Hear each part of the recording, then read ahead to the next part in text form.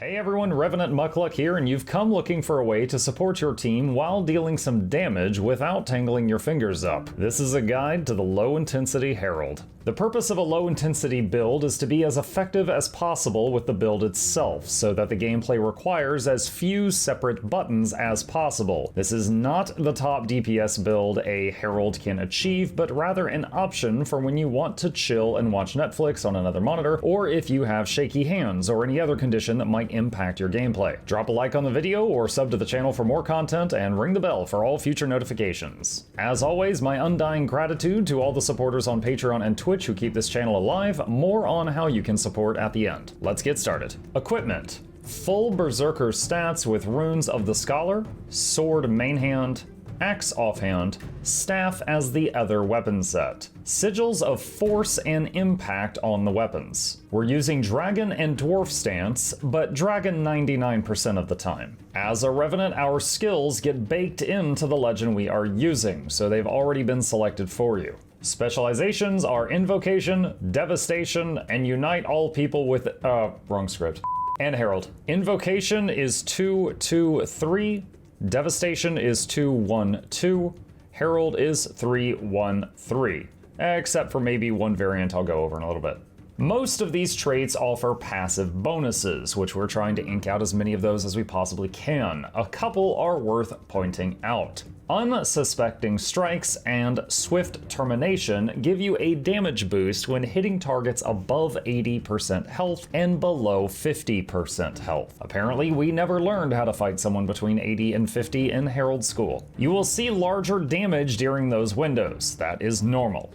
Assassin's Presence gives you a rare buff not many classes can provide, a flat ferocity increase to your entire party. Rising Momentum gives you an increase in movement speed. If you have permanent swiftness from any source, you can swap this out for one of the other options. I might consider Elder's Respite for open world gameplay to have stronger self-regen if you're hurting. Gameplay. Herald is unique among the low-intensity builds as we get an extra level of customization that others don't have. We have 5 energy income down here and can decide what will be done with it. Don't worry, this is just the planning phase. When we get into an actual fight, there will still only be a couple of buttons. Facet of Strength uses up 2 energy and will start pulsing Might on your party. You'll get about 8 stacks with your current setup before it caps out. If someone else is taking care of Might in your party, don't worry about this. Facet of Darkness uses 2 energy and keeps Fury up on your party permanently. If someone else has this covered, don't worry about it, same thing. Facet of Light uses 1 energy to give you permanent regen. Facet of Elements uses 1 energy and gives permanent swiftness.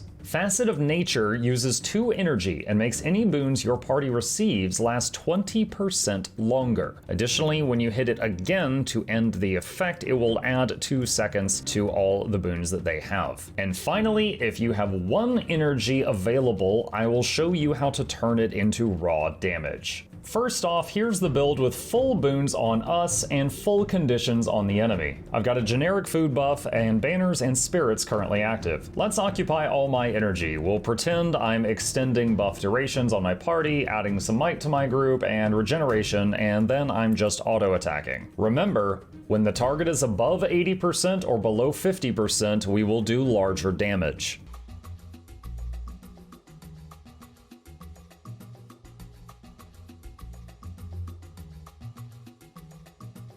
So with some passive buffs to our teammates and the full range of boons and conditions in play, we're looking at 18.1k DPS, with it being lower between 80 and 50% of the target's health and much higher outside of that, sometimes just barely reaching 20k.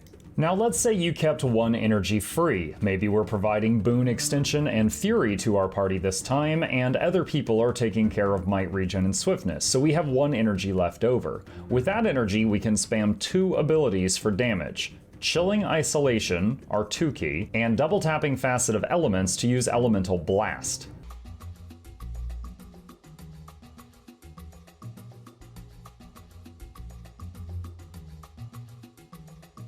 Under the same boons and conditions, this 2 key option is putting out 20.5k DPS. Once again, dropping lower between 80 and 50% of the target's health and much higher outside of that. The highest peak that we saw was very briefly 27k.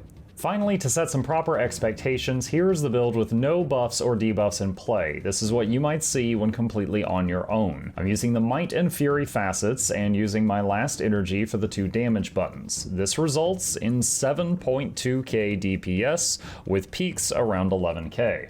Let's talk break bars. Mobs need to be interrupted sometimes. What tools does this build have for that? First, we would double tap our elite skill for chaotic release. If more is needed, use Axe 5. If still more is needed, weapon swap to staff and use staff 5, which is one of the strongest interrupts for bosses that exists. Now, a note for my newbie Revenant friends out there.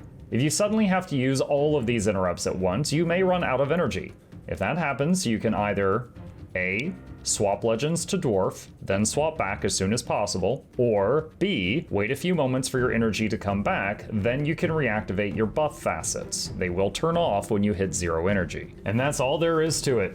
Another massive thank you to the supporters on Patreon and Twitch who keep this channel alive. Your support makes it possible for us to spend more time researching builds like this and working with the finest video editor on earth. If you enjoyed this video, please consider hitting the like button for the YouTube algorithm, leave a comment with any tips and tricks on this topic, and subscribe for more content. Happy heralding!